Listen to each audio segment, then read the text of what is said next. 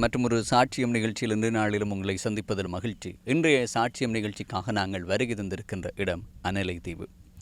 யாழ்ப்பாணத்திலிருந்து தரைவழி மார்க்கமாக பயணித்து சுமார் 25 கிலோமீட்டர், அதன் பின்பு படகு வழியாக 45 நிமிடங்கள் பயணம் செய்து அனலை தீவுக்கு வந்திருக்கிறோம்.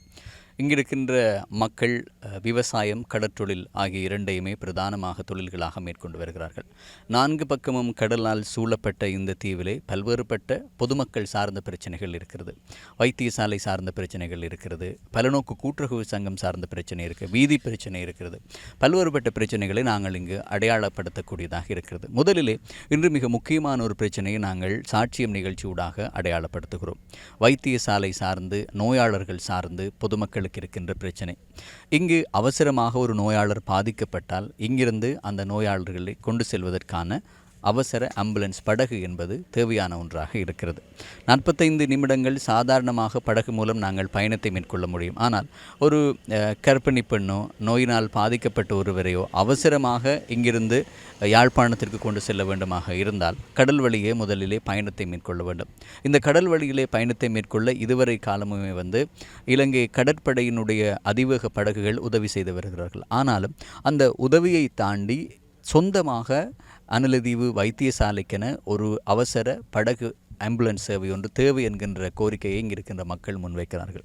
10-15 நிமிடங்களுக்குள் கடல் வழியாக பயணத்தை மேற்கொள்ள வேண்டும் என்று சொல்லியும் பல உயிர்கள் இந்த படகு சேவை இல்லாததினால் காவு கொள்ளப்பட்டிருப்பதாகவும், இடைநடுவே பிரசவங்கள் நடைபெற்றிருப்பதாகவும் இங்கிருக்கின்ற மக்கள் பல்வேறுபட்ட கருத்துக்களை தெரிவிக்கிறார்கள். ஆகவே அனலதீவு உட்பட எழுவதீவுக்கும் இந்த தேவை இருப்பதை நாங்கள் இங்கு அறியக்கூடியதாக இருக்கிறது. நெடுந்தீவு, நைனாதீவு போன்ற இடங்களிலே இவ்வாறான அவசர ஆம்புலன்ஸ் படகு சேவையிலே இருக்கிறது. ஆனாலும் அனலதீவு, எழுவதீவு போன்றவற்றிற்கான சேவை இல்லை. அங்கே கடற்படையினுடைய உதவியோடு தான் நோயாளர்கள் ஏனைய இடங்களுக்கு கொண்டு செல்லப்படுகிறார்கள். ஆகவே இந்த விடயங்களை சுட்டிக்காட்டிய இன்றைய சாட்சியம் நிகழ்ச்சியில் அனலதீவு வைத்தியசாலைக்கும் எழுவதீவு வைத்தியசாலைக்கும் அவசர ஆம்புலன்ஸ் படகு சேவை தேவை என்கின்ற விடயத்தை மக்கள் என்ன சொல்கிறார்கள் என்பதையும், அவர்களுடைய கருத்துக்களை செவிமடுத்து சம்பந்தப்பட்டவர்கள் இது சார்ந்த நடவடிக்கை எவ்வாறு எடுக்கப் போகிறார்கள் என்பதையும் சாட்சியம் நிகழ்ச்சி அவதானம் செலுத்தப் போகிறது. வாருங்கள் நிகழ்ச்சிக்கு போகலாம்.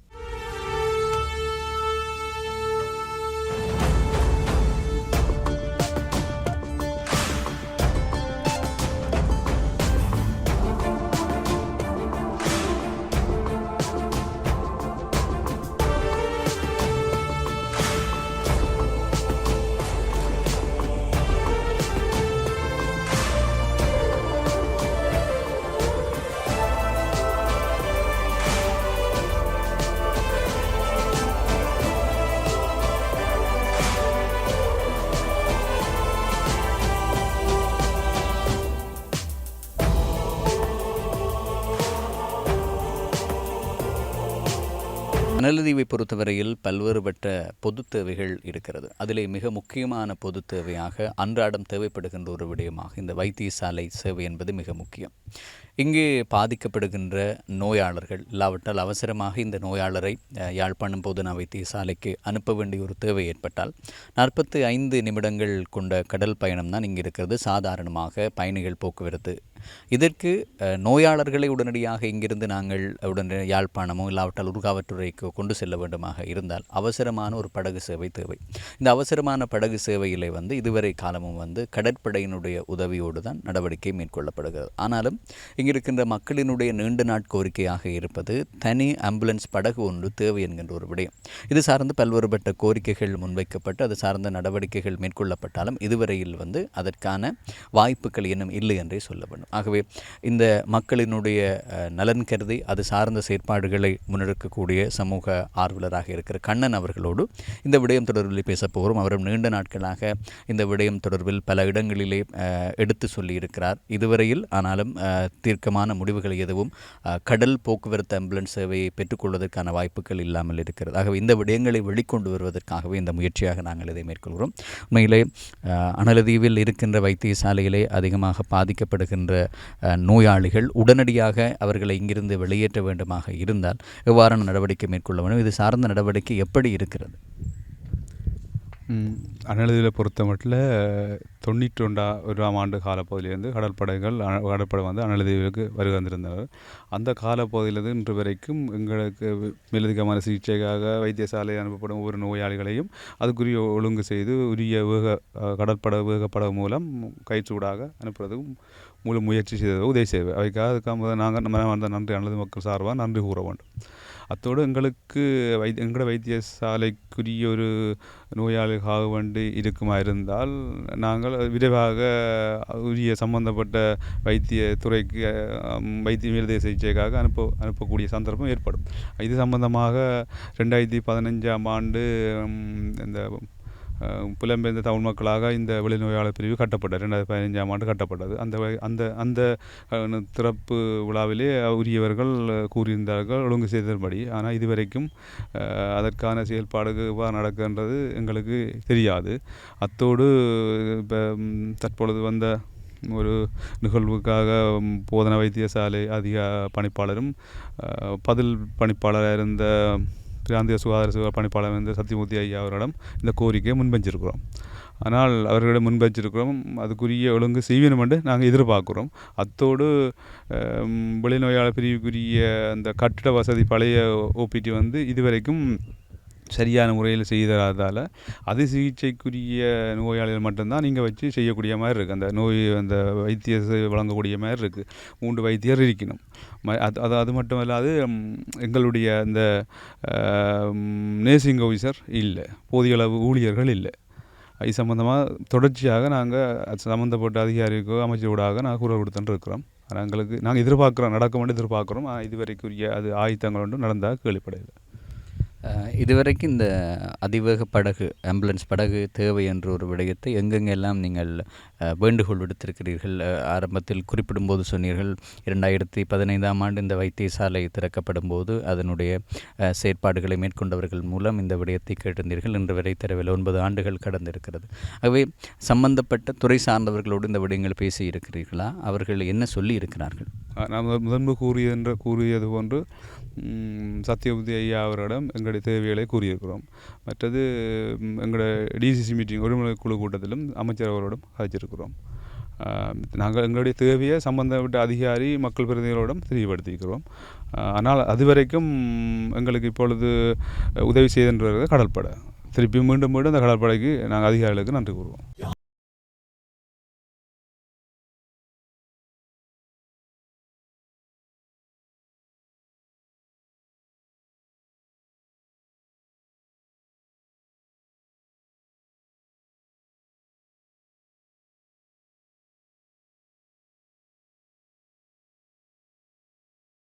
பெரும்பான்மையாக அத்தியாவசியமாக எங்களுக்கு தேவைப்படுற ஒரு விஷயம் என்னென்றால் ஹாஸ்பிட்டல் தான்.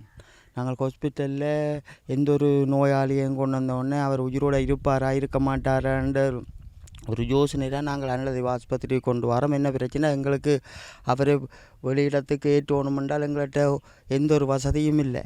நேவிக்கு அடித்து சொல்லி நேவி வந்து கிட்டத்தட்ட ஒரு 20-25 நிமிஷத்துக்கு பிறகு தான் ஆஸ்பத்திரியில் இருந்து எங்களோட நோயாளி நாங்கள் வெளியேற்றக்கூடிய மாதிரி இருக்குது.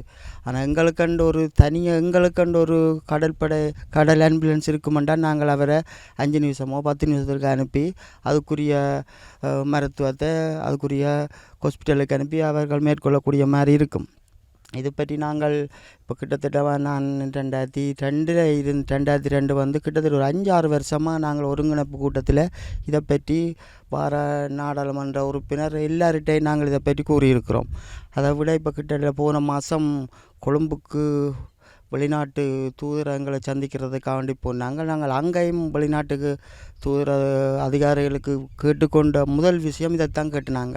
நீங்கள் எங்களோட அனலதீவுக்கு எந்த ஒரு உதவி திட்டமும் செய்ய தேவையில்லை, உங்களால் ஏழும் என்றால் எங்களுக்கு ஒரு கடல் ஆம்புலன்ஸ் ஒன்று பெற்றுத்தர சொல்லித்தான் நாங்கள் அவரிடம் நான் நேரடியாக போய் அவரிடம் நாங்கள் 13 நாடுகளை சந்தித்து நாங்கள் 13 நாட்டுக்காரர்கிட்டையும் நாங்கள் கேட்டுக்கொண்டபடியும் அது ஒன்றத்தை நாங்கள் முன்னுரிமையாக கேட்டிருக்கிறோம். மற்ற விஷயங்களை நாங்கள் ஒரு நாள் 2 நாள் பொறுத்தும் செய்யலாம். ஆனால் உயிர் பிரச்சனை நாங்கள் உடனே தான் பார்த்துக்கொள்ளணும். அவர்கள் எங்களுக்கு சொல்லியிருக்காங்க, தாங்கள் அதுக்குரிய அதிகாரிகளோட கதைச்சு தாங்கள் இந்த முறை ஜனாதிபதியோட நேரடியாக கதைச்சு அதுக்குரிய ஒழுங்கமைப்பு செய்தாரோம்னு தான் சொல்லியிருக்கிறார்கள். கிட்டத்தட்ட இப்போ 2 மாதம் ஆகிட்டு இதுவரைக்கும் எனக்கு உத்தியோகபூர்வமாக எந்த ஒரு தகவலும் எனக்கு கிடைக்க இல்லை. அதே நேரத்தில் நாங்கள் யாழ் மாவட்டத்துக்குரிய டாக்டர் சந்தியம்புத்தி ஐயா அவர்களை நாங்கள் கேட்டு அவரும் சொல்லியிருக்கார் தன்னால் இயலக்கூடியதை செய்தாரோமண்டு. இதைத்தான் எல்லாரும் சொல்லி கொண்டிருக்கிறார்கள். ஆனால் எந்த ஒரு முடிவும் இதுவரைக்கும் எங்களை காது கட்ட இல்லை. சொல்கிறாங்க எங்களுக்கு கொண்டு ஒரு ஆம்புலன்ஸ் கொண்டு வந்தது புங்குடுதீவு கடலில் தாண்டதுன்ட்டு நாங்கள் கேள்விப்பட்டுத்தான் இருக்கிறோமோ, அதை நாங்கள் கண்ணால் பார்க்கவும் இல்லை. அது என்ன நடந்ததுன்னு கூட தெரியாது. அவர்கள் சொல்கிறார்கள் ஒரு மோசடி நடந்திருக்கலாம் என்று. அதை பற்றி எங்களுக்கு இதுவரைக்கும் தெரியவில்லை. எங்களுக்கண்டு வந்த பொருள் எங்களோட கைக்கு வரையில்லை என்றால் ஒரு கஷ்டமான நிலை தானே. சொல்கிறாங்க அதிகாரபூர்வமாக எங்களுக்கண்டு ஒரு ஆம்புலன்ஸ் அனுப்பப்பட்டதுண்டு. அது இதுவரைக்கும் எங்கேண்டு எங்களுக்கு தெரியவில்லை. நாங்கள் இது மட்டுமில்லை, எத்தனையோ தொடர்புகளுக்கு நேரடியாக நாங்கள் இப்படி பேட்டி கொடுத்து சொல்லியிருக்கிறோம். ஆனால் அதில் போடுறாங்களோ போடையிலையோ தெரியலை. ஆனால் அதுக்குரிய எங்களுக்கண்டு ஒரு நிலைமை இதுவரைக்கும் எங்களோட காதில் எட்ட இல்லை. தாமதமாக நோயாளர்களை கொண்டு போனதால் ஏதாவது பாதிப்பு ஏற்பட்டிருக்கா கடந்த கால வரலாற்றில்? சில சந்தர்ப்பத்தில் சொல்லப்பட்டிருக்கிறாங்க, இங்கே கேள்விப்பட்டிருக்கிறோம். சில நேரங்கள் தாமதத்தால் தான் சில பேர்கிட்ட உயிர் போயிருக்கணும் நாங்கள் கேள்விப்பட்டிருக்கிறோம். சில விஷயங்கள் வேண்டாம், ஒரு 5-10 நிமிஷத்துக்கே அவர் அங்கே கொண்டு போயிருந்தால் காப்பாற்றியிருக்கலாம் என்று எங்களோட அந்த இறந்தவர்கள் உறவுகள் சொல்ல கேள்விப்பட்டிருக்கிறோம். அப்போ இது சர்வசாதாரணமாக இப்போ கிட்டத்தட்ட ஒரு 2-3 மாதத்துக்கு முன்னே ஒரு ஆக்சிடெண்ட் ஒன்று நடந்தது. அப்போ நாங்கள் கேள்விப்பட்ட இடத்துல அவர்கள் உறவுகள் அப்படித்தான் எங்களுக்கு சொன்னார்கள். என்னென்னா எங்களுக்கென்று ஒரு வாகனம் நின்றிருந்தால் நாங்கள் அவரை காப்பாற்றியிருக்கலாமென்று சொல்லி கூறப்பட்டிருக்கு. ஆனால் உத்தியோகபூர்வமாக நாங்கள் அதை வைத்திய அதிகாரி மூலம் நாங்கள் அதை கேள்விப்படலை. ஆனால் உறவுகள் எங்களுக்கு கூறியிருக்கிறார்கள். அப்போ நாங்கள் ஹாஸ்பிட்டலில் வச்சுருக்கிறோம். அதுக்கு தேவைக்கு அதிகமான 3 டாக்டர் மாதிரி இருக்கணும். அவை எப்பவும் தங்கண்ட வேலை நேரத்தை பார்க்காமல் எங்களுக்கு வேலை செய்கிறதுக்கு தான் அவர்கள் வந்து இங்கே குவார்ட்டர்ஸில் தாங்கி இருக்கிறார்கள். அவர்கள் தாங்கியிருந்தாலும் அவர்களை மேலதிக சிகிச்சைன்னு நாங்கள் யாழ்ப்பாணமும் ஒரு அத்தரையை கொண்டு தான் போக வேணும். அதால் அவர்களிட வேலை பழுதண்டு நாங்கள் சொல்லலாதே. அந்தந்த சட்டம் அந்தந்த வாகனம் இருந்தால் தானே நாங்கள் அதை கொண்டு போகலாம். எங்களோட அனல்தியை பொறுத்தவரையில் எங்களுக்கு கொண்டு ஒரு வாகனம் நிற்குமெண்டா குறைஞ்சது 25 நிமிஷத்தில் பெரிய ஆஸ்பத்திரிக்கு கொண்டு போகிற அளவுக்கு அது வேகமான படகுகள் இருக்கும். ஆனால் அதுக்காண்டி நாங்கள் டாக்டர் மேலே எவ்வளவு கஷ்டப்பட்டு தான் அவங்க யாழ்ப்பாணத்தை விட்டு இங்கே வந்து எங்களுக்காண்டி காத்திருக்கிறாங்கள் என்றால் அவர்கள் மேலதிக சிகிச்சை செய்கிறதுக்குரிய எந்த ஒரு நடவடிக்கையும் இல்லை என்றால் அது அவங்கள குறை சொல்லி ஒன்றும் செய்யலாது. அப்போ இது சம்மந்தமாக எங்களுக்கு நாங்கள் திரும்ப எந்த அதிகாரிகளுக்கு நாங்கள் சொல்லணுமோ எங்களுக்கண்டு ஒரு கடல் ஆம்புலன்ஸ் நெடுந்தீவை பாருங்கள். நெடுந்தீவில் 2 ஆம்புலன்ஸ் வச்சுருக்குறாங்க. அவங்க நினைச்ச உடனே வருவாங்க போவாங்க. காத்தென்றால் நேவிൻ്റെ பாதுகாப்பில் போகும், காற்று சீரென்றால் தங்கட ஆம்புலன்ஸ் தான் பயன்படுத்துகிறாங்க. நாங்கள் இன்னொரு சின்ன இதென்றாலும் நேவிட்டைத்தான் போய் நிற்க வேண்டி இருக்குது. நேவிக்கும் பல வேலைப்பாடுகள் இருக்கும். அவங்களுக்கு இஞ்சி அறிவிச்சு கேகேஸுக்கு அறிவிச்சு கேகேஸ் இந்த கார்னருக்கு வந்து தான் எங்களுக்கு சீக்காட்டிங்க உடனடியாக நோயா. அப்போ அப்படித்தான் பார்க்கையும் அவங்கள்ட ஃபோனுக்கு நாங்கள் அடிக்க அது பிஸியாக இருந்தால் இப்படி ஒரு 10-5 நிமிஷத்துக்கு அப்புறம் தொடர்பு கிடைக்கும். அப்போ இதால் டாக்டர்மாருக்கும் பிரச்சனை, நோயாளிக்கும் பிரச்சனை, இனி அவங்கள்ட உறவுகளும் பிரச்சனை. எங்களோட அனலதை பற்றி ஓரளவுக்கு தெரியும் தானே. சின்ன ஒரு வருத்தம் பண்ணி நாங்கள் கொண்டு வந்தோன்னா உறவுகள் முழுக்க ஹாஸ்பிட்டலுக்கு வந்துடுவாங்க. ஹாஸ்பிட்டலுக்கு வந்து டாக்டரை தான் பேசி கொண்டிருப்பாங்க, அங்கே நிற்கிற வேலைக்காரர் தான் பேசி கொண்டு. அதுக்கு அந்த பின்னணி தெரியாது. பின்னணி இருந்தால் தானே டாக்டரும் கொண்டு வைத்தியரை கொண்டு நாங்கள் பாலத்தில் வச்சு ஒன்று செய்யலுமா ஆம்புலன்ஸ் இல்லாமல்? அப்படி 2-3 நிகழ்வு நடந்திருக்குது. ஹாஸ்பிட்டல்லையே இவ்வளவு சனம் வந்து ஆர்ப்பாட்டம் செய்து இப்படி எல்லாம் பிரச்சனை வந்திருக்கு. அப்போ நாங்கள் எங்களோட அடிப்படை தேவை இல்லாததான் இவ்வளோ பிரச்சனையும் வருது. இவ்வளோ பிரச்சனையும் பாரதுக்கு என்னென்னா எங்களுக்கு அடிப்படை தேவை, முக்கியமான தேவை ஆம்புலன்ஸ் இருந்தால் இவ்வளோ பிரச்சனையும் வராது. எங்களுக்காக வேண்டி யாழ்ப்பாணம் இருந்து வந்து நிற்கிற டாக்டர் மனன் வந்து கொண்டு போகக்கூடாது. மக்களுக்கான மக்களின் குரல். எங்களுடைய கிராமம் வந்து ஒரு கடலால் சொல்லப்பட்ட ஒரு தீவு. இங்கே ஒரு குறிக்கப்பட்ட மக்கள் வாழ்கிறார்கள். அவர்களுக்கு ஒரு பிரச்சனை, அதாவது ஒரு நோய் துன்பம்னு சொன்னால் இங்கே ஆஸ்பத்திரிக்கு வர்றது ஓகே. ஆனால் ஆஸ்பத்திரியிலேருந்து வெளியிடத்து ஆஸ்பத்திரிக்கு கொண்டு வரதுக்கு எங்களுக்கு ஆம்புலன்ஸ் படகு இல்லை. கடற்படையினர் தான் அந்த உதவியை செய்து கொண்டிருக்கிறார்கள். அவர்களுக்கும் நாங்கள் நன்றி சொல்ல வேணும். ஆனால் தேவைக்கேற்ற டைம் அந்த சேவை நடைபெறுமான்றதெல்லாம் பெரிய கஷ்டமான ஒரு சூழ்நிலையில் இருக்குது. கட்டாயம் எங்களுக்கு ஆஸ்பத்திரிக்கு இந்த கடலில் ஓடுற பயணிக்கிற ஆம்புலன்ஸ் படகு கட்டாயம் எங்களுக்கு தேவை.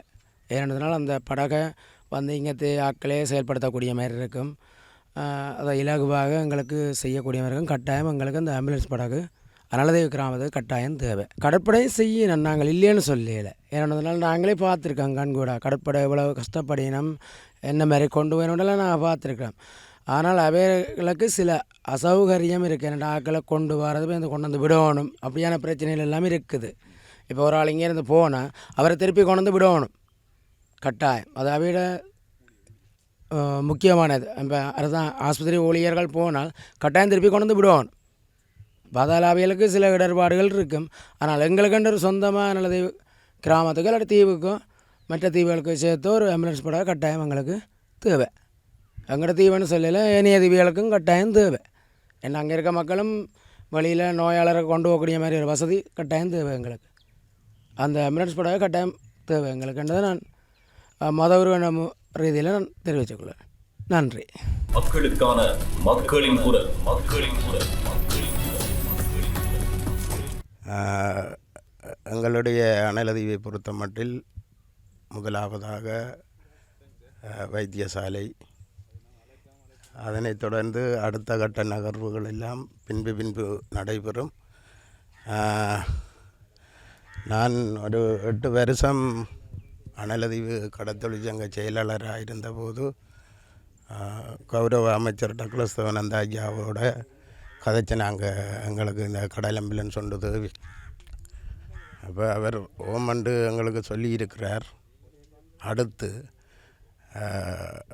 ஒரு உயிரை சிக்கனமாக பேணக்கூடிய வகையிலே நாங்கள் ஒரு கிணத்துக்குள் இருக்கிற ஊமக்குட்டைக்கு வாழக்கூடிய மாதிரி இருக்கின்றோம்.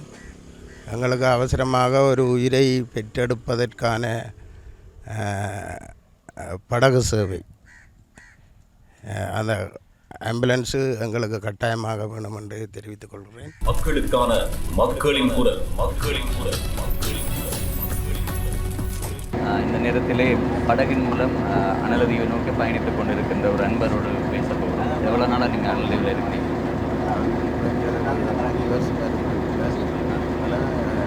உண்மையில் கட்டாயம் தேவை. என்னென்னு சொன்னால் ஒரு வருத்தம் நோய் நொடி என்றால் மக்கள் சரியாக சிரமப்படுகிறாங்க.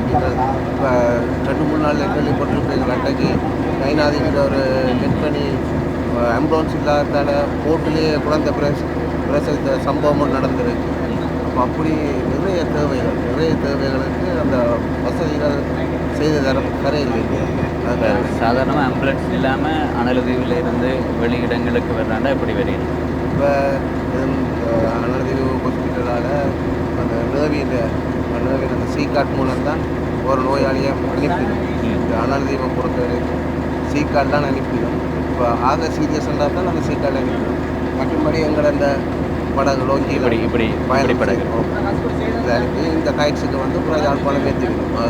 கருத்தப்பட்ட மக்கள் இது தொடர்பாக சம்மந்தப்பட்ட இடங்களுக்கு சொல்ல இல்லையா? என்னென்ன நீண்ட காலமாக எந்த விதமான அவசர ஆம்புலன்ஸ் படகும் அனலதீவு கண்டு இல்லை, அதே மாதிரி எழுதீவு கண்டும் இல்லை. நீங்கள் சொன்னது மாதிரி கடற்படை இந்த படகுல தான் வேகமாக வரணும். அதுவும் அவர்களுக்கு ஆறுநகர் இல்லாவற்றி வேறு எங்கேயும் இடத்துல இருந்தால் தான் வருவாங்க. அனலதீவிலே அந்த படகு நிற்கிறது. அப்போ சாதாரணமாக இந்த படகுல வராண்டா அப்படி 40 தொடக்கம் 45 நிமிடங்கள், சில படகுகள் 1 மணி நேரம் அப்படியான சூழ்நிலையில் எப்படி இதில் இருந்து நாங்கள் அவசரமாக கடல் கடக்கிறான்னு சொன்னால் சம்மந்தப்பட்ட யார் என்ன முடிவெடுக்கணும்னு எதிர்பார்க்கிறேன். எங்களோட மக்கள் சம்மந்தப்பட்ட ஆட்களோட போய் கதைக்கணும், அதுக்குரிய லெட்டர்கள் பிடிக்கணும். ஆனால் அதை என்ன சொல்கிறது, எங்களோட அதாவது என்னென்னு சொல்கிறது, எங்களோட ஏஜிஎம்எஸ் இல்லாட்டி எங்களோட அரசாங்கம் தான் அதுக்கு ஒரு நல்ல தீர்வு ஒன்று செய்து கொடுக்கணும். எந்த அளவுக்கு முக்கியம் பண்ணி நீங்கள் நினைக்கிறீங்க? என்னென்ன விஷயங்களுக்கு? 100% கட்டாக முக்கியம். 100% அதாவது வருத்தம், துன்பம், மற்ற எங்களோட அத்தியாவசியமான சாமான் கூட இந்த சாதாரண லோஞ்சிலாம் பெறுது. எங்களுக்கு 2 நாள் லோஞ்ச் ஓட்டம் இல்லாட்டி அங்கே அரிசி இல்லை, சாப்பிட வசதி இல்லை, சரியாக சிரமப்படுது. கட்டாயம் ஒரு ஆம்புலன்ஸ் ஒன்று கட்டாயம் வேணும். அதாவது ஒரு 5 லட்சம் ஒரு 10 லட்சத்தில் ஓடக்கூடிய ஆம்புலன்ஸ் கட்டாயம் ஒரு வயது போனவர்கள் இருக்கிறார்கள், மற்ற கற்பனை தாய்மார்கள் இருக்கிறார்கள். அவைகளுக்கெல்லாம் ஒரு மருத்துவம் துக்கம் மட்டும் அவசரமாக கொண்டு போகக்கூடிய மாதிரி ஒரு வசதி கட்டாயம் இந்த அரசாங்கத்தில் அதை செய்து தரணும் எங்களுக்கு.